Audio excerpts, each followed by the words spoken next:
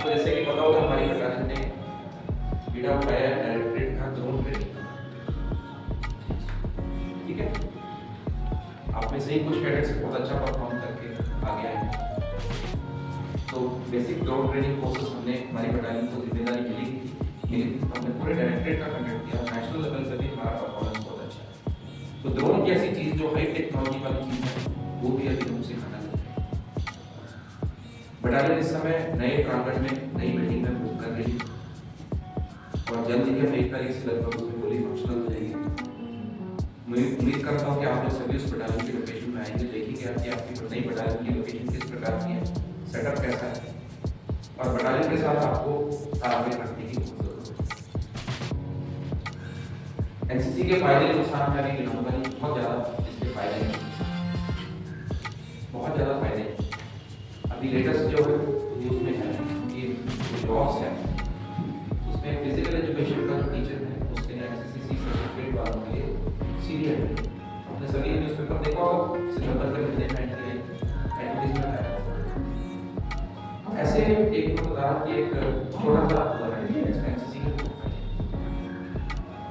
NCC certificate के साथ proposal दे रहे हैं कि आपको सर्टिफिकेट के साथ आपको मार्क्स भी दें, क्योंकि कई ऐसे जगह आपने एडमिशन ले ली होती है जहाँ मार्क्स भी दे देते हैं। और जैसे कि आपको पता है इस साल से आपकी यूनिवर्सिटी के अंदर भी एलेक्टिव्स के तौर पर एनसीसी को शामिल कर दिया है कि नहीं? छोटे-छोटे प्रयास ये मंडल यूनिवर्सिटी ने किया, जब इसने किया तो इसकी देख रहते पूरे बिहार में इसी तरह नेशनल एजुकेशन पॉलिसी के हिसाब से, यूजीसी की गाइडलाइंस के हिसाब से पूरे देश में काम। अभी एनसीसी मात्र एक ट्रेनिंग नहीं रहेगी, एक सब्जेक्ट बन गया जो आपको एडमिशन में बहुत आपको पॉइंट्स देगा, क्रेडिट पॉइंट्स देगा।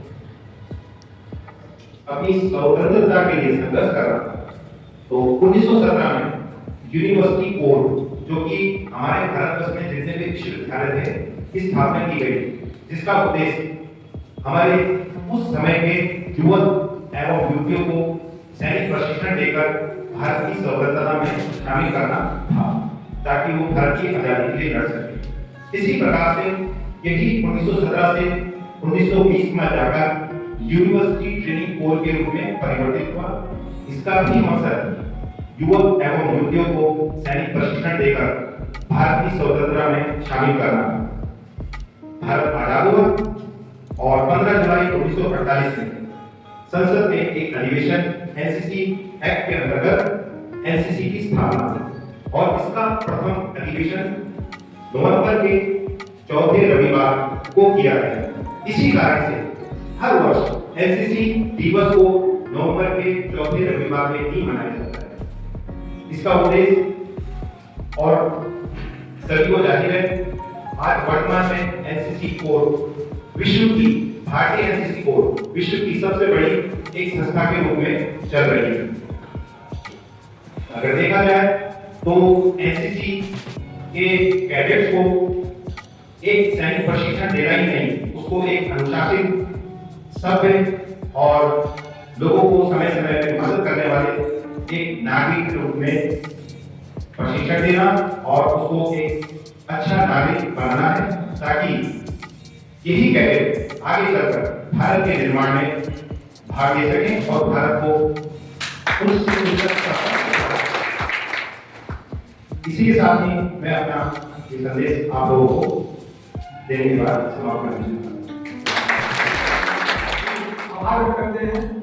हमारे बीच विजय सर हैं, उन्होंने वहां से उतर करके हम तक आए हैं।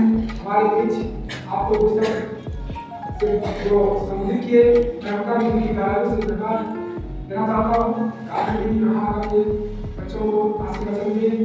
हमारे बीच हमारे प्रधानाचार्य उपस्थित हैं, मैं उनका भी दिल की गहराइयों से धन्यवाद ज्ञापन करना चाहता हूँ कि आपने भी आज जैसे गति का दिन था, सत्य का दिन था, सबको को घर पे काम हो रहा है, से समय निकाल करके आपने भी सब काम हो करके हम सभी को जो प्रोत्साहन देने का काम किया है, इनके लिए मैं वो दिल की गहराई से आपको भी धन्यवाद ज्ञापन करता हूँ।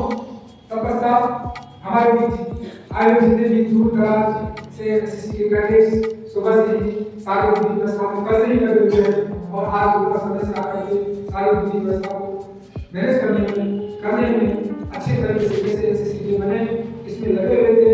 मैं तो केवल नहीं था, सारा काम आप लोगों ने मतलब भालू दरिंदर की तरह आप लोगों ने काम किया है और सारे काम को लोगों ने निभाया। मैं इसके लिए आप तमाम एसएससी कैडेट्स को भी धन्यवाद देता हूँ। आगे भी आप लोग मेला में जो भी काम करेंगे तो फिर आप एक हिसाब कायम करेंगे। मैं इसके साथ हमारे जो अतिथि महोदय हैं मैं उनसे इजाजत देते हुए इस कार्यक्रम की समाप्ति